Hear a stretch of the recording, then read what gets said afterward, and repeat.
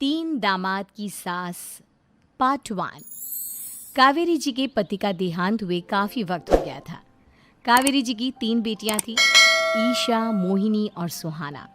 तीनों ही काफ़ी होशियार और नौकरी करने वाली थी। लेकिन उन तीनों से कावेरी जी इतना प्यार करती थी कि उनकी शादी की उम्र होने पर भी उन्हें पराये घर भेजने का उनका मन ही नहीं हुआ। अरे तुम तीनों मेरे कलेजे का टुकड़ा हो। जब भी तुम्हारी शादी के बारे में सोचती हूँ ना, बड़ा डर लगता है। सही कहती हो मम्मी, हम भी आपसे बहुत प्यार करते हैं। हाँ, मम्मी पापा के जाने के बाद अब बिल्कुल अकेली हो गई हैं। और मम्मी, अगर हम तीनों शादी करके चले गए तो आपका ख्याल कौन रखेगा? लेकिन अपनी खुशी की वजह से मैं तुम तीनों को बिना शादी के भी तो नहीं देख सकती ना बेटा। समाज के हिसाब से देखे तो यह भी गलत होगा और मैं ऐसा कुछ नहीं चाहती। लेकिन तुम तीनों से दूर होने के बारे में सोचती हूँ तो अजीब सा लगता है। लेकिन मम्मी, हम आपको इस तरह अकेला छोड़कर नहीं जा सकते। एक काम करते हैं मम्मी, शादी के बाद ना आप मेरे साथ मेरे ससुराल में चलना और मेरे साथ ही रहना। अच्छा, और तेरी सास मुझे रहने देगी तेरे ससुराल में? अरे बेटा, वहाँ ऐसा नहीं होता। बेटी की माँ कभी अपनी बेटी के ससुराल जाकर नहीं रह सकती। एक काम करते हैं माँ, आप ईशा और सुहानी की शादी कर दीजिए और मैं हमेशा आपका बेटा बनकर आपके साथ ही रहूंगी। मुझे नहीं करनी शादी। अरे मेरी बेटियां मुझसे कितना प्यार करती है, मेरी वजह से अपनी पूरी जिंदगी दांव पर लगाने को तैयार है। लेकिन मैंने ना इससे भी एक अच्छा उपाय सोचा है। क्या मम्मी? अगर आपके पास कोई सोल्यूशन है तो फिर क्यों परेशान हो आप? बताइए, क्या करना चाहती हैं आप? मैंने सोचा है कि अखबार में इश्तिहार देकर तुम तीनों के लिए 3 घर जमाई दामाद ढूंढ लूंगी। वैसे भी नौकरी तो तुम तीनों अच्छे से कर लेती हो, कमा भी अच्छा खासा लेती हो। कोई भी लड़का तैयार हो जाएगा तुमसे शादी करने के लिए। अरे मम्मी, ये हुई ना बात। इससे हमें आपसे दूर भी नहीं जाना पड़ेगा और आपको अकेला भी नहीं रहना पड़ेगा। हाँ मम्मी, ये बहुत अच्छा तरीका है। मैं तो कहती हूँ आज ही अखबार में ऐड निकलवा देते हैं। बिल्कुल, आज ऑफिस जाते वक्त मैं ये काम कर दूंगी। और कुछ ही दिनों के बाद कावेरी जी को 3 घर जमाई दामाद विवेक, सुमित और अविनाश मिल जाते हैं और वो उन तीनों लड़कों से अपनी तीनों बेटियों की शादी करवा देती है। शादी के कुछ दिन के बाद, अरे अब शादी हो गई, छुट्टियां खत्म, तुम तीनों जाकर नौकरी करो, कुछ काम करो। अरे मम्मी जी, कमाल करती हैं आप। अब घर जमाए इसलिए थोड़ी ना बनाए कि हम बाहर जाकर नौकरी करें। मम्मी जी, मेरा तो घर जमाई बनने का मकसद ही यही था कि कमाने वाली बीवी मिल जाए। बाहर जाकर काम करने से तो मेरा दिल घबराता है। घर का कोई काम है तो बता दीजिए मुझे। अगर ऐसी बात है तो शाम का खाना बनाओ। मेरी बेटियां नौकरी से थकी हारी आती है, अब नौकरी नहीं कर सकते तो कोई बात नहीं, घर का काम करो तुम लोग। मैं तो घर का काम करने में बहुत खुश हूँ। बस ये बाहर धूप में निकलना, रास्ते में जाना, नौकरी करना, ये सब मुझसे नहीं होता। बिल्कुल ठीक कह रहा है सुमित। अरे गर्मी में, बारिश में, सर्दी में घर से निकल कर जाना और उधर बॉस की चिक चिक सुनना, इससे बढ़िया तो यह है कि मैं घर में झाड़ू पोछा कर लूँ। ठीक है, फिर तुम झाड़ू पोछा करना। अविनाश शाम का खाना बनाएगा और विवेक तुम सुबह का नाश्ता और खाना बनाओगे। मेरे तीनों दामाद घर संभालेंगे और बेटियां नौकरी करेंगी। अगले दिन सुबह के वक्त, मम्मी मुझे ऑफिस के लिए देर हो रही है, नाश्ता चाहिए। अरे उस विवेक से कहा तो था कि सुबह का नाश्ता उसे उठकर बनाना है। अभी जाकर देखती हूँ क्या कर रहा है विवेक। अभी तक सोया हुआ है क्या? सुबह के 10 बज गए हैं। सोने दीजिए ना मम्मी जी, क्या हमेशा हिटलर की तरह हाथ में डंडा लेकर खड़ी रहती हैं। मैंने कहा सीधे उठकर खड़े हो जाओ और जाकर नाश्ता बनाओ। लेकिन मम्मी जी, बिस्तर में से निकलते ही कोई नाश्ता कैसे बनाएगा? 2 मिनट, वॉशरूम जाकर आता हूँ। बिल्कुल नहीं, सीधे रसोई में पहुंचो, मेरी बेटी को ऑफिस जाने में देर हो रही है। कुछ देर के बाद, हे भगवान, दोपहर के 12 बजे हैं लेकिन घर इतना गंदा पड़ा है। सुमित से कहा था मैंने समय पर झाड़ू पोछा कर देना। सुमित, कहाँ हो तुम? क्या हुआ मम्मी जी, सुबह की चाय तो पीने दीजिए। आप भी हद करती हैं, चिल्लाती ही रहती है। ये सुबह की चाय है या दोपहर की चाय? अगर तुम 12 बजे उठकर सुबह की चाय पियोगे तो क्या शाम का खाना रात के 3 बजे खाओगे? मम्मी जी चिल्लाइए मत, बताइए बात क्या है। अरे 12 बज चुके हैं, अभी तक झाड़ू पोछा नहीं हुआ। घर में देखो कितनी गंदगी है। अच्छा, तो आप इसलिए परेशान हैं। वो क्या है ना मम्मी जी, आज मेरे हाथ में दर्द हो रहा है। रात को उल्टी करवट से सो गया था, हाथ हिलाया भी नहीं जा रहा। कौन से हाथ में दर्द है दामाद जी? इस सीधे हाथ में मम्मी जी, हाथ हिल भी नहीं रहा है। विवेक, सुन लिया तुमने? सुमित के हाथ में इतना दर्द है कि बेचारे का हाथ भी नहीं हिल रहा। आज तो ये खाना भी नहीं खा पाएगा, तो एक जन का खाना कम ही बनाना। ठीक है मम्मी जी। अरे नहीं मम्मी जी, मेरे कहने का मतलब वो नहीं था। मेरा मतलब है खाना तो खाऊंगा ना। अरे लेकिन कैसे? हाथ तो हिल भी नहीं रहा है। अरे मम्मी जी, आपको ना किसी जेल में जेलर होना चाहिए था। बेकार में हमारी सास बनकर जिंदगी खराब कर रही हैं। अरे लगाता हूँ पोछा। एक बेचारा घर जमाई और कर भी क्या सकता है। शाम को जब ईशा, सुहाना और मोहिनी ऑफिस से लौट कर आती हैं। मम्मी, शाम के खाने में क्या बना है? अब ये तो तेरे पति को ही मालूम होगा ना बेटा, उसने ही खाने की जिम्मेदारी ली थी। लगता है मम्मी आपने ये घर जमाए वाला तरीका अपनाकर मुसीबत मोल ले ली है। आपके तीनों घर जमाए कितने आलसी हैं। मेरे वाले को देखो, दोपहर के 12 बजे सुबह की चाय पीता है और काम क्या करना चाहता था? घर का झाड़ू पोछा। मम्मी बता रही थी कि आज उसने घर का झाड़ू पोछा शाम के 5 बजे किया था। अब क्या बताऊं बेटा, सुबह से हाथ दर्द का बहाना करके बैठ गया था। कहता है हाथ में बहुत दर्द हो रहा है, हिला भी नहीं जा रहा। सब बहाने मम्मी। ये तीनों घर जमाए मिलकर ना बस बैठकर खाना खाना चाहते हैं, काम धाम तो बिल्कुल नहीं करना चाहते। अरे लेकिन ऐसे काम नहीं चलेगा ना, मुझे इन तीनों को सबक सिखाना ही पड़ेगा। अरे तो मम्मी, आप हिटलर से कम है क्या? आपने जब हम तीनों को सबक सिखा कर इतना लायक बना दिया, तो इन तीनों नालायक दामाद को भी आप कुछ न कुछ तो बना ही देंगी। हाँ मम्मी, बस अपने अंदर के हिटलर को बाहर लाइए और अपनी तीनों दामादों को अच्छी तरह से सबक सिखाइए। रही बात आपकी बेटियों की, तो हम तीनों तो हमेशा से आपके साथ हैं। अरे लेकिन बेटा, इस काम के लिए तुम तीनों को मेहनत करनी पड़ेगी। कैसी मेहनत मम्मी? ऑफिस में तो वैसे ही बहुत मेहनत करते हैं हम तीनों। अरे प्रेग्नेंट हो जाओ, प्रेगनेंसी का बहाना बनाकर कह दो कि तुम तीनों ने नौकरी छोड़ दी है 2 साल के लिए, और जब घर में खाने के पैसे नहीं होंगे तो अपने आप काम पर जाएंगे ये तीनों।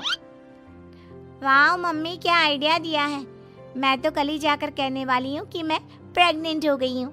फिर देखना कैसे मेरा पति अविनाश भाग भाग कर काम पर लग जाएगा। और फिर 2 दिन के बाद, सुमित, मैं ना प्रेग्नेंट हूँ और इसलिए अगले 2 साल के लिए मैंने अपनी जॉब छोड़ने का फैसला ले लिया है। विवेक, पापा बनने वाले हो तुम। अब से ना तुम्हें ऑफिस जाना होगा, क्योंकि मैं तो 2 साल के लिए छुट्टी पर चली गई हूँ। अविनाश, अब तुम्हें जिम्मेदारी संभाल लेनी चाहिए, वरना ये घर कैसे चलेगा। हम दोनों मम्मी पापा बनने वाले हैं। लेकिन कावेरी के तीनों आलसी दामादों पर अपनी बीवियों की बात का कोई असर नहीं हुआ। धीरे धीरे कावेरी जी को चिंता होने लगी, क्योंकि उनके प्लान के हिसाब से तीनों बेटियों ने ऑफिस जाना बंद कर दिया था। आखिर क्या तरीका अपनाएंगी कावेरी अपने आलसी दामादों को काम करना सिखाने के लिए? जानने के लिए सुनिए इस कहानी का पार्ट 2, 3 दामाद की सास, पार्ट 2। अब तक आपने सुना कि कावेरी जी अपनी तीनों बेटियों ईशा, मोहिनी और सुहाना की शादी 3 घर जमाई लड़कों के साथ करवा देती है। उन्हें लगता है कि ये लड़के शायद घर का कामकाज संभाल लेंगे, लेकिन उनके तीनों घर जमाई बहुत आलसी थे। वो नौकरी भी नहीं करते थे और बाहर का काम भी नहीं।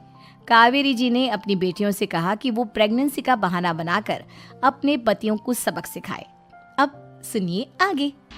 मम्मी, आपने जैसा कहा था हमने वैसा ही किया, लेकिन देखिए ना, विवेक का हाल तो वैसा का वैसा ही है।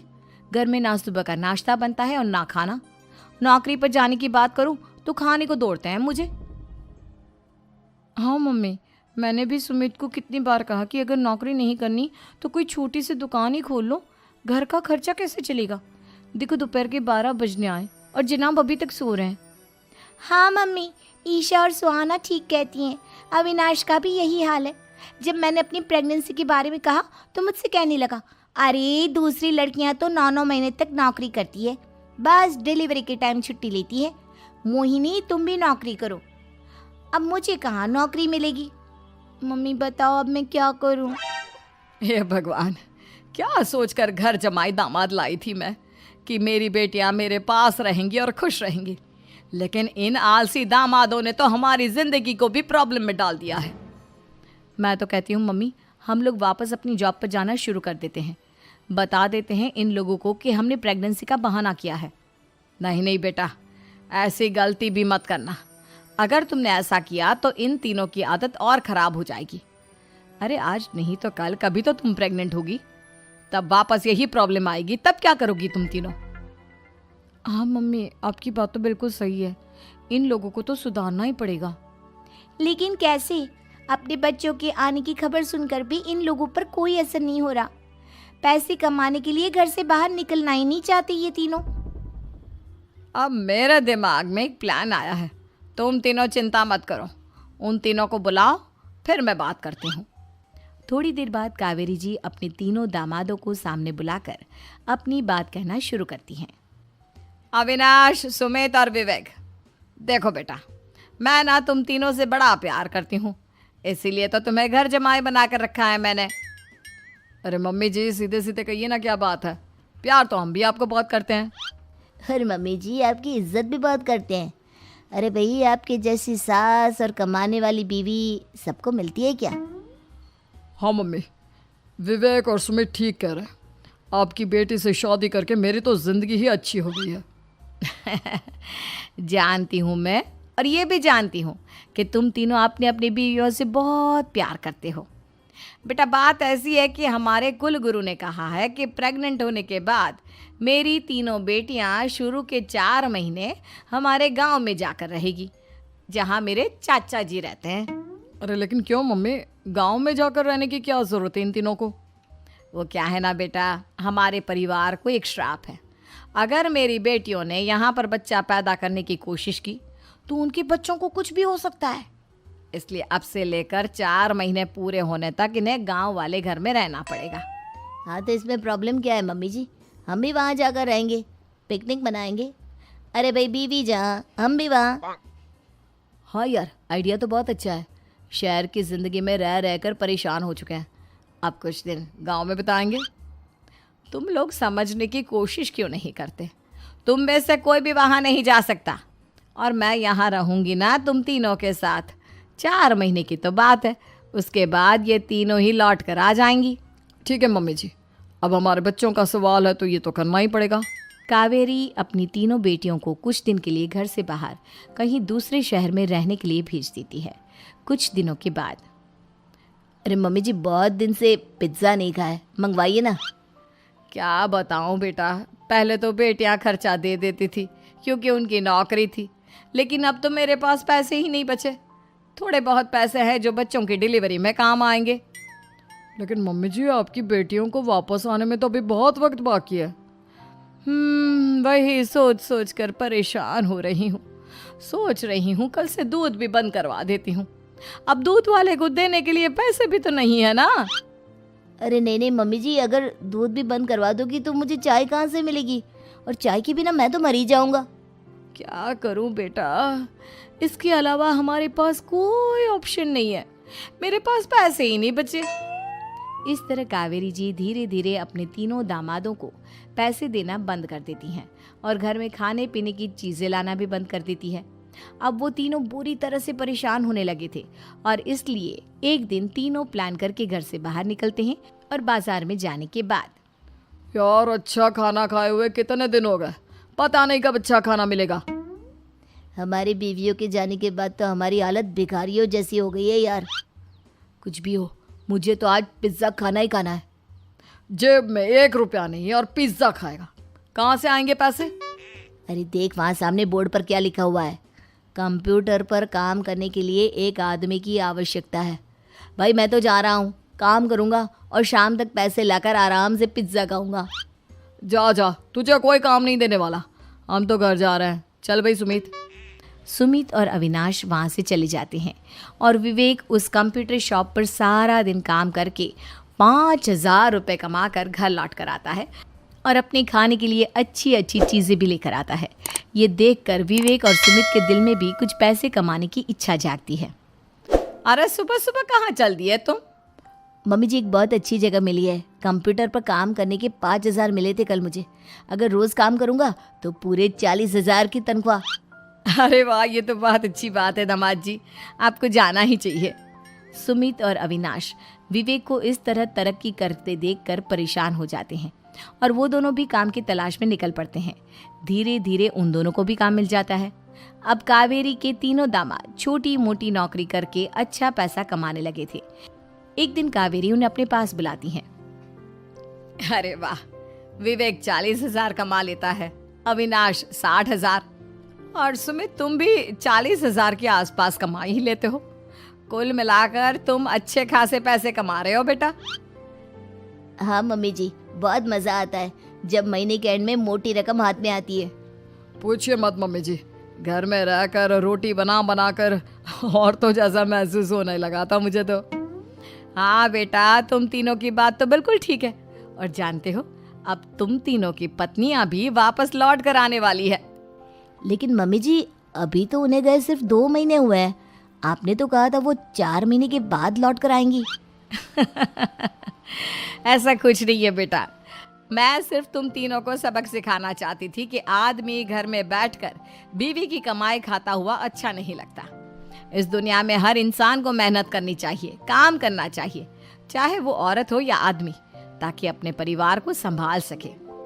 कावेरी की बात सुनकर उन तीनों को अपनी गलती का एहसास होता है और कावेरी उन्हें सच बता देती है कि ईशा, सुहाना और मोहिनी शहर में ही कहीं दूसरी जगह रह रहे थे। शाम के वक्त उन तीनों की पत्नियां लौट कर आ जाती है और कावेरी जी का परिवार एक खुशहाल परिवार की तरह रहने लगता है।